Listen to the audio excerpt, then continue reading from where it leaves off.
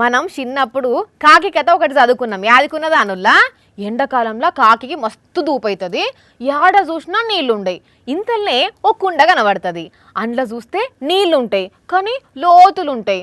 తాగుదామంటేనేమో అందయి. అప్పుడు కాకి తెలివితోని రాళ్ళు తెచ్చి ఆ కుండలేస్తుంది. అప్పుడు ఆ నీళ్లు మీదకి వచ్చిన వాళ్ళే తాగిపోతుంది. ఆ కాకి ఎంతో తెలివిగలదని చదువుకున్నాం కదా. అయితే ఆ కాకి అంత తెలివి ఉంటుంది. పాపం గిడొక కాకి ఆ తెలివే లేనట్టున్నది. అందుకే ఏడ చిక్కుకున్నదో చూడుండ్రి. అరరరరరే పాపం కాకి ఎంత పెద్ద కష్టం వచ్చే.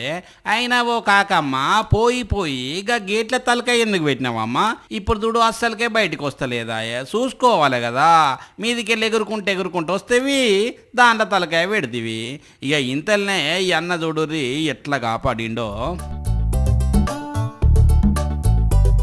అమ్మయ్య బయటికి వచ్చిన వాళ్ళే బతికి తినరా బిడ్డ అనుకొని కావు మనే గిరిపోయింది.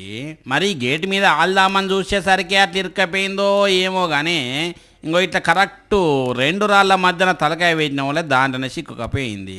ఇక రాడబట్టి మెల్లగా లేవట్టిన వాళ్ళే మీదికి వచ్చింది. కానీ ఓ కాకమ్మ ఇంకోసారి మాత్రం ఎంత సందు ఉన్నది, దాంట్లో నా తలకాయ పడుతుందా పట్టదా, ఒకవేళ పట్టినా మళ్ళీ బయటికి వస్తుందా రాదా, అవన్నీ కొలతలు మంచిగా చూసుకున్నాకనే తలకాయ పెట్టి, కానీ లేకపోతే అస్సలు పెట్టకు సరేనా.